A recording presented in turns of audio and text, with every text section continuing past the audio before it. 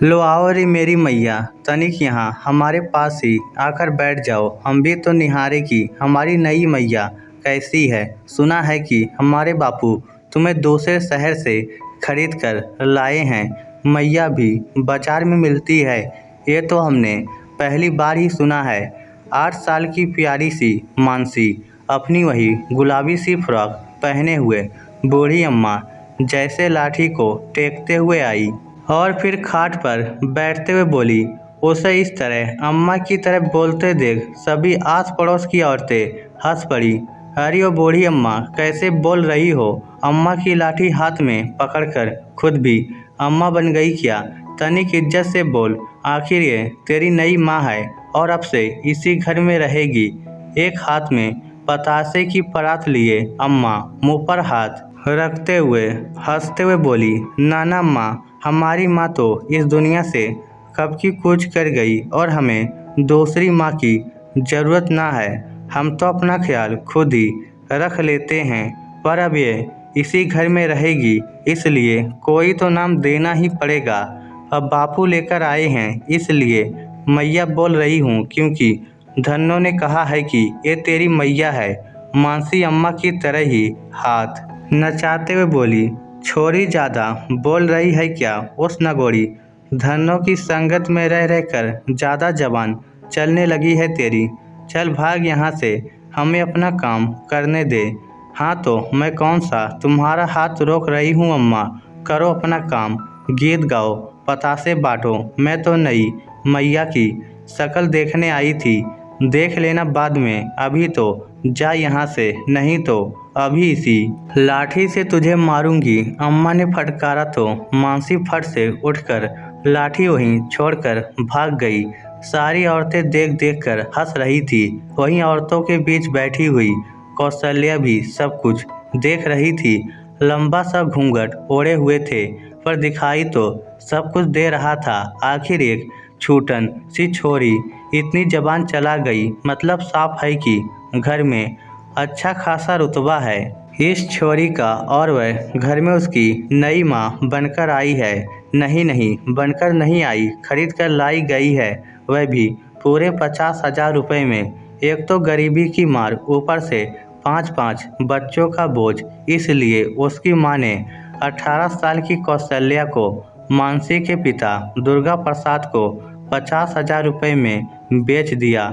आखिर बेटी का घर भी बस जाएगा और इधर उसके छोटे भाई बहनों के लिए खाने पीने का प्रबंध भी हो जाएगा। इधर दुर्गा प्रसाद की पत्नी भी कुछ साल पहले चल बसी थी, पर जाने से पूर्व वह उसकी गोद में 3 साल की मानसी को छोड़ गई थी। तब से अम्मा पीछे पड़ी हुई थी उसकी दूसरी शादी को लेकर। अब एक तो दुर्गा प्रसाद बीबी के जाने के बाद वैसे ही पियक्कड़ हो गया, ऊपर से एक बेटी भी।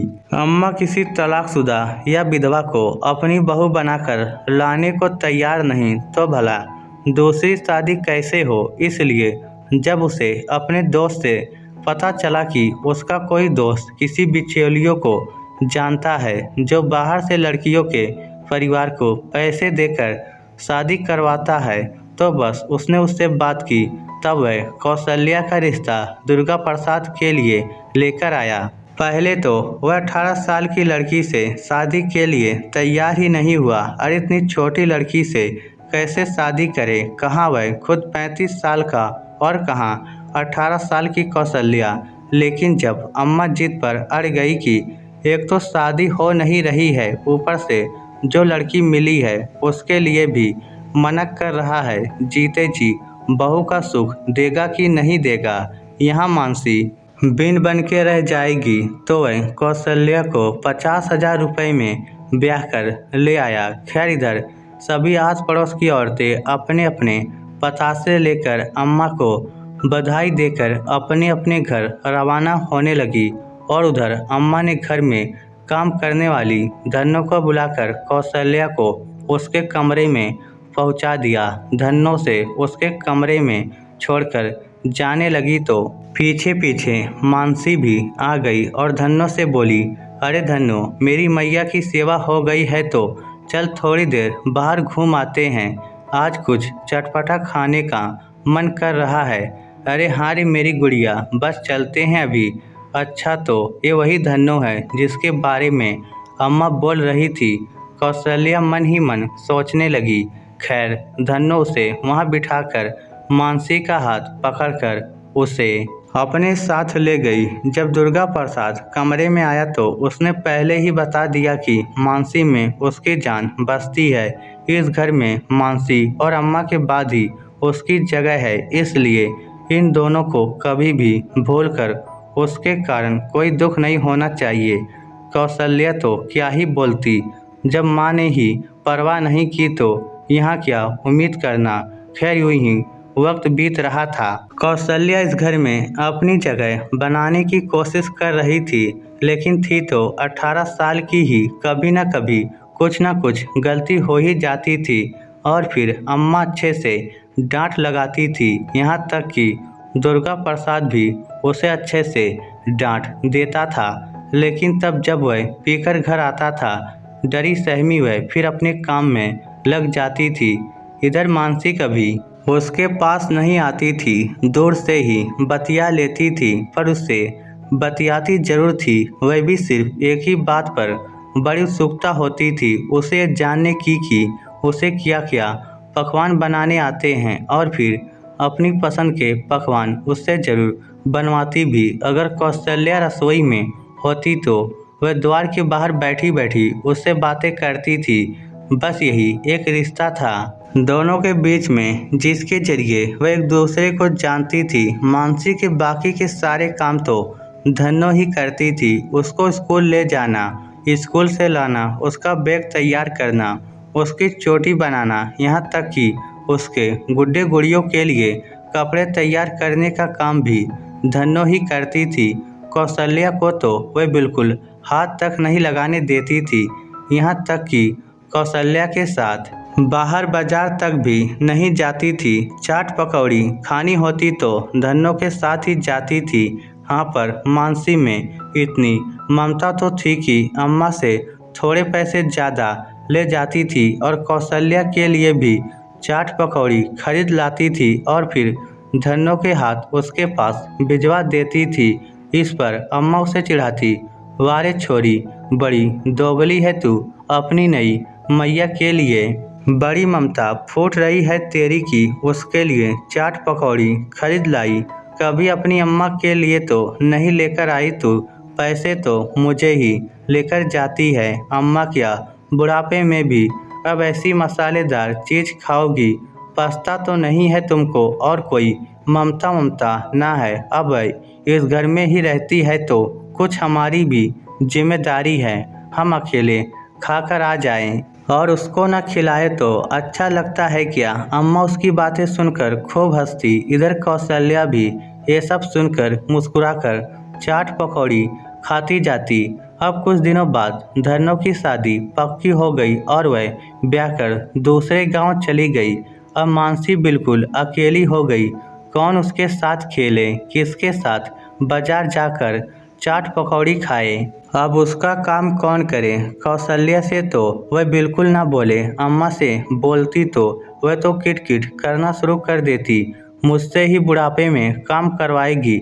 अरे तेरी नई मैया आई है, उससे अपना काम करवा। पर नाक के मारे वह बोलती नहीं। हालांकि हर चीज़ उसे जगह पर मिल जाती और वह खुशी खुशी इस्तेमाल भी कर लेती, ये जानते हुए कि ये सब काम कौशल्या ने किया है। बस इसी तरह दोनों की गाड़ी चल रही थी। दिवाली का त्यौहार नज़दीक था। दुर्गा प्रसाद अम्मा को कुछ पैसे देकर बोला, अम्मा, मानसी और तुम्हारी बहू को जो दिलाना हो दिला लाना और अपने लिए एक अच्छी सी साड़ी ले आना। जब दोपहर में मानसी स्कूल से आ गई तब अम्मा ने उससे कहा, चले छोरी, फटाफट से तैयार हो जा, आज बाजार चलते हैं, नए नए कपड़े खरीद कर लाएंगे और चाट पकौड़ी खाकर आएंगे। बहुत दिन हो गए हैं तुझे भी बाजार गए हुए, हम दोनों ही जा रहे हैं क्या? मानसी ने पूछा। क्यों, और किसको लेकर जाना है साथ में? तेरी नई मैया को, उसके लिए पैसे नहीं हैं मेरे पास। अब अम्मा उसे छेड़ते हुए बोली, बड़ी कंजूस हो गई हो अम्मा आजकल तुम। दिला दो उसे भी कुछ दिवाली पर, जब हम सब लोग नए कपड़े पहनेंगे तो क्या वह हमारी शक्ल देखेगी। ओहो बड़ी दया आ रही है उस पर, जा तू ही बुला ला उसे। अम्मा अपने हाथ बांधते हुए बोली, अम्मा तुमको पता है ना मैं इतनी ही बातें करती हूँ, बुला लो और साथ ले चलो कहकर मानसी दरवाजे के बाहर जाकर खड़ी हो गई। खैर अम्मा ने कौशल्या को बुलाया और तीनों बाजार की तरफ रवाना हो गई। खरीदारी करने से पहले अम्मा दोनों को चाट पकौड़ी की दुकान पर ले गई। कौशल्या कितने दिनों बाद बाजार आई थी, उसके चेहरे की रौनक बता रही थी कि वह कितनी खुश है। उसे खुश देखकर मानसी भी खुश हो गई।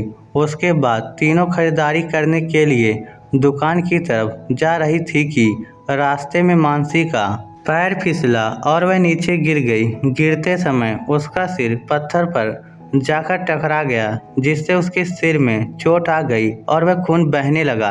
यह देखकर अम्मा घबरा गई, जबकि कौशल्या ने अपनी साड़ी के पल्लू से उसके खून को बहने से रोका। लोगों की मदद से वह लोग उसे पास के अस्पताल ले गए, जहां मरहम पट्टी करने के बाद उसे घर पर भेज दिया गया। शाम को जब दुर्गा प्रसाद आया तो उसने शराब पी रखी थी। घर के बाहर ही गांव के दूसरे छोर पर रहने वाली काकी मिल गई। उसे देखते ही वह मुस्कुराते हुए बोला, अरे काकी आज कहाँ रास्ता भूल गई, आज आपका कैसे आना हो गया। अरे बेटा तेरे यहाँ ही आई हूँ, अब बिन माँ की बच्ची है उसके लिए तू नई माँ भी ले आया, पर देख क्या ख्याल रखा है उसने। जब से सुना है कि मानसी के सिर पर चोट लगी है और खूब खून बह गया, मैं तो दौड़ी चली आई। यह सुनते ही दुर्गा प्रसाद अंदर की तरफ भागा। अंदर जाकर देखा तो मानसी सिर पर पट्टी बांधे पलंग पर लेटी हुई थी। उसके सिर पर चोट देखकर दुर्गा प्रसाद आग बबूला हो गया और गुस्से के मारे कौशल्या पर चिल्लाने लगा और वहीं बरामदे पर पड़ी लाठी से उसकी पिटाई करने लगा। इसलिए खरीद कर लाया था इसे कि ये मेरी बेटी का सिर फोड़ दे। इसी के कर्म ऐसे थे कि इसकी माँ ने इसको घर से निकाल दिया। अम्मा ने खूब कहने की कोशिश की, पर नशे में धुत वह तो सुन ही नहीं रहा था। देखता हूँ कौन सी माँ बचाने आती है इसको। दुर्गा प्रसाद चिल्लाए जा रहा था और कौशल्या को पीटे जा रहा था। कहाँ तो मानसी की बिस्तर से उठने की भी हिम्मत नहीं थी और कहाँ कौशल्या की चीख पुकार सुनकर वह दौड़ी दौड़ी चली आई। खबरदार बापू, मेरी मैया पर हाथ उठाया तो एक मैया तो खो चुकी हूँ, पर दूसरी को जाने नहीं दूंगी। उसके मुंह से यह सुनकर दुर्गा प्रसाद के हाथ जहाँ थे वहीं रुक गए। वही मानसी रोती बिलखती कौशल्या से जाकर लिपट गई और उसे चुप कराने लगी। मैं हूँ ना मैया, रो क्यों रही हो। जहाँ मुझे ज़रूरत पड़े वहाँ तुम मेरी मैया हो, और जहाँ तुम अकेली हो वहाँ मैं तुम्हारी मैया हूँ। तुम्हें बचाने के लिए मैं ही आऊँगी। सुनकर कौशल्या उसके गले लगकर रो पड़ी। यह देखकर अम्मा की आंखों में भी आंसू आ गए, जबकि दुर्गा प्रसाद की हिम्मत ना हुई कुछ कहने की। वह चुपचाप अपने कमरे में चला गया। वह दिन था और आज का दिन है। दुर्गा प्रसाद ने कभी भी कौशल्या पर हाथ उठाना तो दूर चिल्लाकर भी बात नहीं की, क्योंकि वह अच्छे से जानता था कि अगर उसने ऐसा किया तो उसकी बेटी ही अपनी माँ की माँ बनकर उसकी ढाल बन जाएगी। इस स्टोरी को लेकर आपकी क्या राय है, नीचे कमेंट करके हमें ज़रूर बताइएगा। धन्यवाद।